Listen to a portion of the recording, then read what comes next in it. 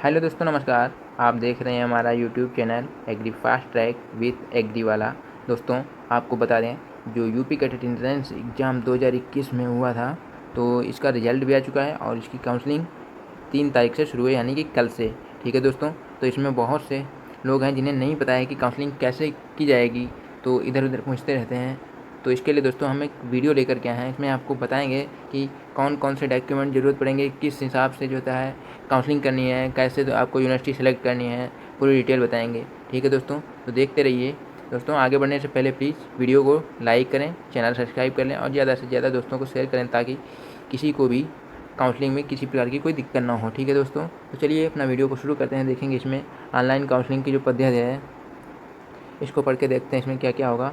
तो पहली बात, तो काउंसलिंग के समय नियम विवरण सुनिश्चित रखें। देखते हैं इसमें कौन कौन से हमें डॉक्यूमेंट वगैरह सब तैयार रखने हैं। तो इसमें पंजीकृत mobile number, email ID, roll number व जन्म तिथि। तो ये तो दोस्तों आपने जब फॉर्म फिल किया था, तो जो नंबर और ईमेल आईडी वगैरह इसमें लगाया था, वहीं आपको यहाँ भी काउंसलिंग में भी अगर मांगेगा तो वहाँ पर भी यहीं फिल करना है। ठीक है दोस्तों, आगे देखते हैं। सेकंड नंबर, अपने शैक्षिक प्रमाण पत्र, अंक पत्र की स्कैन कॉपी फॉर्मेट में। क्या अधिकतम साइज़ इसका कितना रखना है? 1 MB का साइज़ रखना है। ठीक है दोस्तों, 1 MB से ज़्यादा नहीं होना चाहिए। 1 MB का जो है अंक पत्र जो आपके हैं, जितने भी हैं, हाई स्कूल, इंटर, उसके बाद में आपका जो, अगर आप MSc के लिए अप्लाई किया है तो ग्रेजुएशन का होगा, या PhD के लिए किया है तो उसके लिए जो आपका MSc का होगा, तो वो सब स्कैन करा के रख लेने हैं। कितना अधिकतम साइज़ उसका 1 MB का होना चाहिए। ठीक है दोस्तों, उसके बाद आता है, यदि अभ्यर्थी ने आवेदन आरक्षण, जाति, दिव्यांग, PWD वगैरह, स्वतंत्रता सेनानी, फ्रीडम फाइटर्स, जो भी ये होते हैं आपके पास सर्टिफिकेट वगैरह हैं, तो इनको क्या करना है, जितने भी प्रमाण पत्र हैं इनको भी 1 MB में स्कैन करा के रख लेना है। ठीक है दोस्तों, स्कैन करा के अपनी ईमेल आईडी पे कहीं भी सेंड करवा लीजिएगा, अपने मोबाइल में कॉपी करवा लीजिएगा, जिससे कि आप जब काउंसलिंग करें तो उसमें अपलोड कर सकें। ठीक है दोस्तों, और अगर आप साइबर कैफ़े पे जाके ऑनलाइन काउंसलिंग करेंगे तब तो वो तुरंत ही कर देगा, उसकी कोई दिक्कत नहीं है। अगर आप अपने आप करना चाहते हैं मोबाइल से या लैपटॉप से, तो उसके लिए आपको स्कैन करवा के डॉक्यूमेंट को रख लेना है। ठीक है दोस्तों, आगे बढ़ते हैं। देखेंगे काउंसलिंग का क्रम। तो काउंसलिंग का क्रम क्या है कि दोस्तों, यहाँ पे एक पॉइंट छूट गया है। क्या है? समस्त प्रमाण पत्र इस तरह स्कैन होने चाहिए, उनको पढ़ने में कोई सुविधा ना हो। स्पष्ट रूप से स्कैन प्रमाण पत्र अस्वीकार रहेंगे, यानी आपको अच्छे से, यानी 1 MB में बोल रहा है तो 1 MB में सभी जो भी डॉक्यूमेंट आपके लगेंगे उनको जो है 1 MB में स्कैन करा के रख लेना है, और अच्छे से स्कैन करें बोल देना, ताकि कोई स्पष्ट रूप से दिखाई दे, कोई किसी प्रकार की दिक्कत ना हो। नहीं तो क्या होगा, आपका जो है काउंसलिंग रिजेक्ट किया जा सकता है। ठीक है दोस्तों, तो आगे देखते हैं ऑनलाइन काउंसलिंग का क्रम क्या है। तो इसमें फर्स्ट स्टेप है, रजिस्ट्रेशन आपको करना पड़ेगा। उसके बाद चॉइस फिलिंग का ऑप्शन आता है। आपको कॉलेज, यूनिवर्सिटी सेलेक्ट करना होगा कि आप किस हिसाब से सेलेक्ट करेंगे यूनिवर्सिटी को। सबसे पहले कौन सी आप यूनिवर्सिटी सेलेक्ट करेंगे, जिस हिसाब से, जैसे CSA, फिर उसके बाद ND, फिर उसके बाद सरदार वल्लभ भाई पटेल वाली मेरठ हो गया, फिर बांदा आता है। तो आपको जिस हिसाब से, जैसे कि CSA सबसे पहले सेलेक्ट किया, फिर हो सकता है आप जो है लखीमपुर वाला कैंपस जो है वो सेलेक्ट करें, और उसके बाद ND, फिर ND का भी एक कैंपस जो है आजमगढ़ में, वो, उसके बाद आता है ये आपका सरदार वल्लभ भाई पटेल, और फिर आता है बांदा। तो आपको जिस हिसाब, जैसे भी ये क्रम है यूनिवर्सिटी का, और उसमें आपको जहाँ आपको एडमिशन लेना है आप उस हिसाब से सेलेक्ट कर लीजिएगा, वो सब्जेक्ट सेलेक्ट कर लीजिएगा। ठीक है दोस्तों, उसमें तो ये आपका चॉइस फिलिंग में ये दिया जाएगा आपको कि कौन सा सब्जेक्ट और कौन सी यूनिवर्सिटी आप जो है सेलेक्ट करेंगे। ठीक है दोस्तों, इसके बाद आता है आपका third point, online choice locking bye candidate. इसके बाद सबको, जब आप सेलेक्ट कर लोगे उसके बाद लॉक करने के लिए होगा। जब लॉक कर दिया, फिर थर्ड स्टेप में आप जो है यूनिवर्सिटी जो सेलेक्ट किए हो, सब्जेक्ट सेलेक्ट किए हो, उनको लॉक कर देना है। उसके बाद फोर्थ स्टेप आता है, seat allotment and result declaration by the exam conducting university. जिस यूनिवर्सिटी ने एग्ज़ाम कंडक्ट करवाया है उसके द्वारा जो है सीट अलॉटमेंट का जो है डिक्लेरेशन जारी किया जाएगा। जो डिक्लेरेशन होगा रिजल्ट, तो उसमें आपको पता चल जाएगा कि आपकी कौन सी यूनिवर्सिटी अलॉट हुई है। ठीक है दोस्तों, कौन सा सब्जेक्ट कौन सी यूनिवर्सिटी में अलॉट हुआ है। उसके बाद फिफ्थ पॉइंट आता है आपका, इसमें आता है आपका fifth point, documents uploading the candidate. जब आपको यूनिवर्सिटी अलॉट हो जाएगी उसके बाद आपको डॉक्यूमेंट अपलोड करने पड़ेंगे, तो ये फिफ्थ स्टेप रहेगा आपका। फिर सिक्स स्टेप आता है, document verification by the exam conducting university. आप डॉक्यूमेंट जब अपलोड कर देंगे उसके बाद जिस यूनिवर्सिटी ने एग्ज़ाम कंडक्ट करवाया है वो जो आपके डॉक्यूमेंट वेरीफाई करता है। ठीक है दोस्तों, उसके बाद 6 स्टेप आता है। अगर कोई उसके बाद आता है आपका अगर कोई डॉक्यूमेंट जो है सही से अपलोड नहीं हो पाया है, किसी कारणवश कोई गलती हो गई, तो उसके लिए क्या होगा, आपको री अपलोडिंग का भी ऑप्शन यहाँ पे स्टेप दिया गया 7th स्टेप में। तो यहाँ पे आप री अपलोडिंग भी कर सकते हो। उसके बाद में फिर से आपका जो है री सबमिशन किया जाएगा, verification of submission remaining document जो भी है कनेक्ट यूनिवर्सिटी के द्वारा। फिर उसके बाद सिक्योरिटी फीस। फिर जब आपका डॉक्यूमेंट उधर से वेरीफाई वो लोग कर देंगे, उसके बाद में आपको सिक्योरिटी फ़ीस सीट जो आपको मिली है उसकी सिक्योरिटी फ़ीस जमा करनी होगी। तो वो ऑनलाइन ही आपकी कट जाएगी। उसके बाद आपका जब फीस पे कर दोगे उसके बाद में आपको प्रोविजनल अलॉटमेंट लेटर मिलेगा, वो आपको डाउनलोड कर लेना है। और उस अलॉटमेंट लेटर और जो भी डॉक्यूमेंट आपने अपलोड किए हैं, जितने भी डॉक्यूमेंट, वो सभी डॉक्यूमेंट को जो भी आपको यूनिवर्सिटी मिले वहाँ पर जाना पड़ेगा और वहाँ पे आपकी तब डॉक्यूमेंट एक बार फिर से चेक किए जाएंगे, वहाँ पर रिपोर्टिंग होगी। ठीक है दोस्तों, तो ये पूरी प्रोसेस आएगी। इसमें पूरे 11 पॉइंट दिए गए हैं जिसमें पूरी प्रोसेस पूरी काउंसलिंग की जो प्रक्रिया है वो संपन्न होगी। ठीक है दोस्तों, इसके बाद में दिया है ये online registration bye the candidate. तो इसमें कैसे आपको रजिस्ट्रेशन करना है वो सब बताया गया है। यहाँ पे दिया गया है कि ऑनलाइन काउंसलिंग में सहभाग हेतु अभ्यर्थी को पंजीकरण करना अनिवार्य होगा। तो आपको सबसे पहले तो रजिस्ट्रेशन के बिना कुछ नहीं कर पाओगे, तो इसके लिए रजिस्ट्रेशन आपको करना बहुत ज़रूरी है। रजिस्ट्रेशन होगा फिर उस हिसाब से आगे काउंसलिंग की जो भी प्रोसेस है वो आगे करी जाएगी। कहता है ऑनलाइन काउंसलिंग के पंजीकरण है www.upcatetadmission.org पर पासवर्ड क्रिएटर फॉर काउंसलिंग के लिए लिंक को क्लिक करें। जो पासवर्ड क्रिएटर फॉर काउंसलिंग के लिए जो लिंक दी गई है उस पर क्लिक करना है। फिर दिया है अगले पेज पर अपना प्रोग्राम, रोल नंबर और जन्म तिथि अंकित कर जनरेट OTP पर क्लिक करें। इसके तुरंत बाद आप रजिस्टर्ड मोबाइल नंबर पर एक OTP आ जाएगा, उसको OTP को अंकित कर प्रोसीड बटन पर क्लिक कर देना है। सेव पासवर्ड बटन पर क्लिक करें। ये सब जो भी प्रोसेस दी गई दोस्तों इसको पढ़ लेना आप अच्छे से, और इसी हिसाब से जो है काउंसलिंग में पूरी प्रोसेस होगी। रजिस्ट्रेशन की जो होता है ये प्रक्रिया दी गई है यहाँ पे तथा इसमें प्रति राउंड जितनी भी आप काउंसलिंग कराओगे उसमें सबसे पहले आपको 500 रुपये नॉन रिफंडेबल, इसमें यानी नॉन रिफंडेबल का मतलब ये है कि आप जो फीस पे हो जाएगी वो अगर आप चाहोगे कि दोबारा आपको मिल जाए तो वो नहीं मिलती है। ठीक है दोस्तों, एक बार करने के बाद ये फ़ीस आपको नहीं मिलेगी। कहते हैं ऑनलाइन जमा करना होगा, भारतीय द्वारा रजिस्ट्रेशन चार्ज अतिरिक्त देय होगा। ठीक है दोस्तों, ट्रांजैक्शन चार्ज जो भी होगा वो आपको अलग उसमें अलग से ऐड होगा, थोड़ा बहुत जो भी 2000 रुपये 10-15 रुपये हो। ठीक है दोस्तों, उसके बाद सेकंड स्टेप आता है online choice filling by the candidate. ये दिया गया है दोस्तों, निर्धारित तिथि में हो गया है ये दोस्तों दिया है। तो दोस्तों इसको आप ऐसा करना कि हमारा दोस्तों एक टेलीग्राम चैनल है agri fast track with agri वाला दोस्तों, वहाँ पे हम ये PDF जो है प्रोवाइड करा देंगे। आप वहाँ से जाकर पूरी इसको जो है इसकी डिटेल को जो भी है वो पूरा पढ़ सकते हो, और ताकि कोई भी काउंसलिंग में दिक्कत ना हो। ठीक है दोस्तों, और अगर कोई दिक्कत हो तो आप कमेंट बॉक्स में हमें बताएं। किसी प्रकार की भी कोई भी दिक्कत हो कमेंट बॉक्स में बताएं, या हमारे इंस्टाग्राम अकाउंट पर agri fast track with agri वाला पर मैसेज कर हमें सेंड करें। और ये PDF आप यूनिवर्सिटी की साइट पर भी जा कर के वहाँ से डाउनलोड कर सकते हो। यूपी कैडेट जो सरदार वल्लभ भाई पटेल वाली जो साइट है वहाँ पे जाकर आप वहाँ से ब्राउज़र जो है डाउनलोड कर सकते हो। और बाकी हम अपने टेलीग्राम चैनल पर तो प्रोवाइड ही करा देंगे दोस्तों। जो मेन स्टेप थे काउंसलिंग के हमने वो बता दिए हैं, और आपको फुल डिटेल जो है जानकारी जो चाहिए वो आप इस ब्राउज़र में जाके पूरा पढ़ सकते हो, ताकि काउंसलिंग के समय आपको कोई दिक्कत ना हो। और जो है जब आप सिक्योरिटी फ़ीस जो आपकी लगेगी वो 5000 रुपये यहाँ पे दी गई है। एक तो 500 रुपये जो हैं वो आपका रजिस्ट्रेशन जब करोगे आप काउंसलिंग के लिए, तो हर जितने भी राउंड में आप काउंसलिंग कराओगे 500 रुपये लगेंगे। और ये सिक्योरिटी फ़ीस जब सीट अलॉट होगी आपको तब ये 5000 रुपये देने पड़ेंगे। ठीक है दोस्तों, कटवाने पड़ेंगे अपने अकाउंट से। ये दोस्तों पूरी डिटेल दी गई है यहाँ पे एक 9th स्टेप में देख लेते हैं दोस्तों। ये दिया गया है यहाँ पे कि security fee deposit by the candidate. जिन अभ्यर्थियों को काउंसलिंग के दौरान सीट आवंटित हो गई, जिनको सीट मिल जाएगी, उन विद्यार्थियों द्वारा 5000 non refundable security fees online जमा करनी होगी। अभ्यर्थी द्वारा ट्रांजैक्शन चार्ज अतिरिक्त देय होगा। जो भी ट्रांजेक्शन चार्ज होगा वो अलग से देना पड़ेगा। और ये नॉन रिफंडेबल, ये आपको जो है सीट अलॉट होने के बाद में, जब सीट अलॉट होगी उसके बाद में ये आपको पे करनी पड़ेगी। ठीक है दोस्तों, और ये आपका 11th पॉइंट। तो इतने टोटल दोस्तों ये काउंसलिंग की प्रोसेस थी।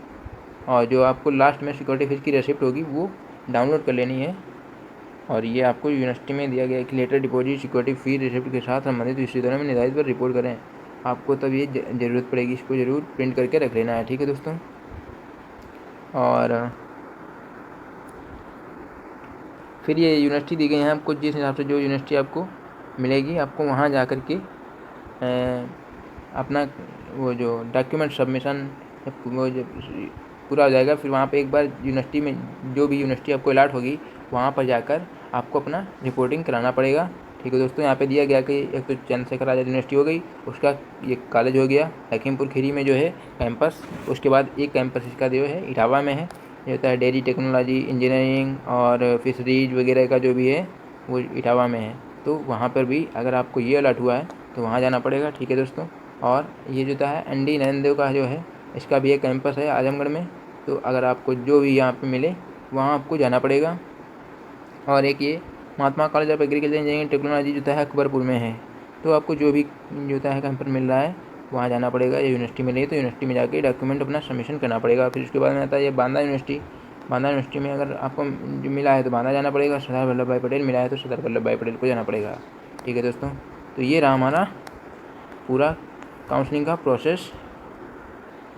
दोस्तों यहाँ पे एक बहुत ही इम्पॉर्टेंट पॉइंट है अपग्रेडेशन, जो होती है अपग्रेडेशन की प्रक्रिया। दोस्तों अक्सर लोग इसके बारे में नहीं जानते हैं। तो दोस्तों क्या करते हैं, ये बहुत ही इम्पोर्टेंट प्रोसेस है। काउंसलिंग के बाद जब आपको सीट अलॉट हो जाएगी उसके बाद में ये अपग्रेडेशन की प्रोसेस होती है। तो इसमें देखते हैं दोस्तों क्या बताया गया है। अपग्रेडेशन की प्रक्रिया जो है इसमें अभ्यर्थी को अपग्रेडेशन का लाभ केवल एक बार ही मिलेगा। आपको सीट अलॉट होने के बाद एक बार आप अपग्रेडेशन करा सकते हैं। ठीक है दोस्तों, तो चलिए देखते हैं सेकंड पॉइंट क्या दिया गया। ऑफलाइन काउंसलिंग के समय अभ्यर्थी को विषय विशेष के अंतर्गत ऑटो अपग्रेडेशन की सुविधा संबंधित विश्वविद्यालय में अनुमान्य होगी। एक विषय से दूसरे विषय में ऑटो अपग्रेडेशन की सुविधा संबंधित विश्वविद्यालय में अनुमान्य होगी। ठीक है दोस्तों, यहाँ पे जैसे आपको कोई मान लो हॉर्टिकल्चर मिल गया सब्जेक्ट, ठीक है, और आपको चाहिए एग्रीकल्चर, तो आप उसके लिए अपग्रेडेशन करा सकते हैं। जैसे फर्स्ट आपने काउंसलिंग कराई उसमें आपको हॉर्टिकल्चर मिल रहा है, तो आप वो जब सेकेंड काउंसलिंग होगी तो फर्स्ट काउंसलिंग जब आप कराओगे तो उसी के साथ जब आप यूनिवर्सिटी में रिपोर्टिंग के लिए जाओगे तो वहाँ पे एक फॉर्म आपको भरना पड़ेगा। वहाँ से लेकर के वहीं पे आपको ऑटो अपग्रेडेशन का जो है फॉर्म मिलता है, उससे आप फिल करके जमा कर देंगे। और आपको जो है सेकंड जब काउंसलिंग होगी तब आपका ऑटो अपग्रेडेशन किया जाएगा।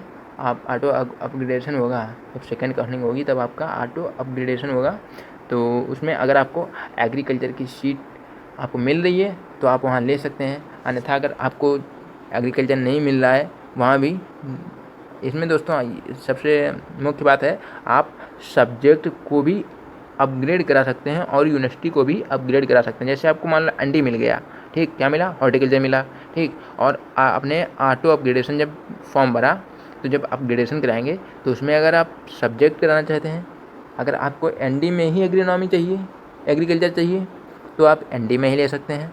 और अगर आपको CSA में एग्रीकल्चर चाहिए या CSA में हॉर्टिकल्चर चाहिए तो आप उसका भी अपग्रेडेशन करा सकते हैं। अगर आपको सीट मिल रही है तो आप ले लीजिए, नहीं मिल रही है तो कोई बात नहीं, वहाँ जाएंगे जब आप रिपोर्टिंग के टाइम सेकंड काउंसलिंग में, तब आप वहाँ जाके मना कर दीजिए कि सर हमें यहाँ पे नहीं लेना है, हम वहीं रहेंगे। तो कोई दिक्कत नहीं, वहीं आप रहिए और आपकी जो है अपग्रेडेशन तब नहीं किया जाएगा। और अगर आप करना चाहते हैं तो आप वहाँ जाएंगे जब, तो जो भी प्रोसेस हो वो कंप्लीट करें और आपका जो है सब्जेक्ट या यूनिवर्सिटी अपग्रेड कर दी जाएगी। ठीक है दोस्तों, तो ये प्रोसेस होती है इसकी। और इसमें पॉइंट जो दिए गए उनको देख लेते हैं पढ़ के। अभ्यर्थी को प्रवेशी सीट को छोड़कर अपग्रेड हिज चॉइस देना होगा। यदि अभ्यर्थी अपग्रेड नहीं होता है तो जिस पाठ्यक्रम में प्रवेशित था उसी पाठ्यक्रम में प्रवेशित रहेगा। ठीक है दोस्तों, ये बता दिया गया यहीं पे कि अगर आप ऑटो अपग्रेडेशन लेना चाहते हैं तो करा सकते हैं, अगर नहीं करा रहे हैं तो आपको जो मिला है आप वहीं रह सकते हैं। ठीक है दोस्तों, आगे देखते हैं। यदि फोर्थ पॉइंट है, यदि कोई अभ्यर्थी अपग्रेड है तो आवेदन करता है और अपग्रेडित हो जाता है तो अपग्रेड सीट रिक्त होने की दशा में काउंसलिंग के समय अभ्यर्थी की रैंक से भरी जाएगी। किसी भी दशा में अपग्रेडित अभ्यर्थी का पूर्व में आवंटित सीट पर कोई भी दावा मान्य नहीं होगा।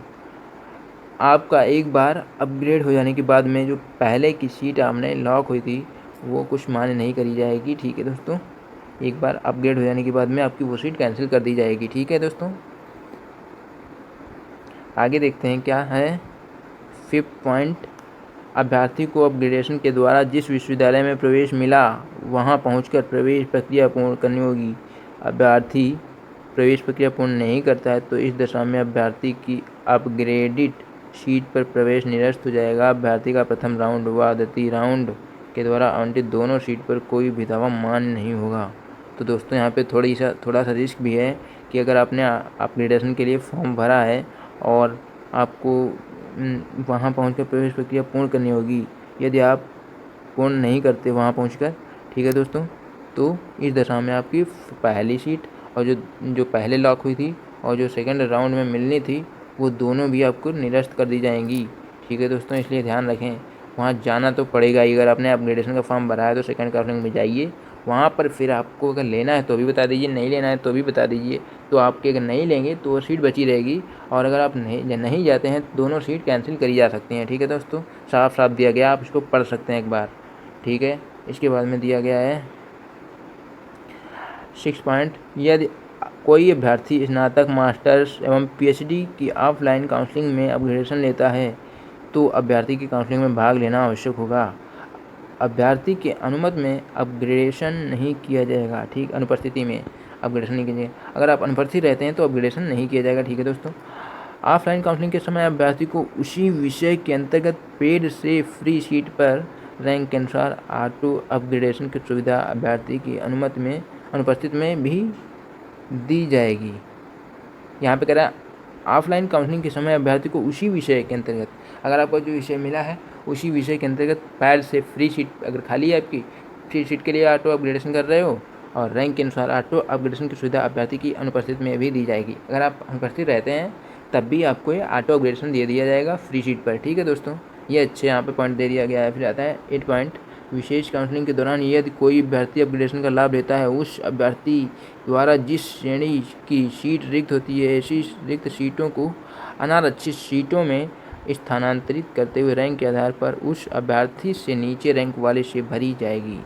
इसका मतलब दोस्तों ये है कि आपने जैसे आपको कोई सीट अलॉट हो गई, उसके बाद आपने अपग्रेडेशन लिया तो आपका अपग्रेडेशन हो गया, जो आपकी सीट फिर खाली हो जाएगी तो इस सीट पर आपसे जो नीचे वाले रैंक के लोग होंगे उनको वहाँ पर वो सीट प्रोवाइड कराई जाएगी। ठीक है दोस्तों, इसका कहने का मतलब ये था। तो ये दोस्तों रही काउंसलिंग की प्रोसेस और ऑटो अपग्रेडेशन प्रक्रिया जो भी है।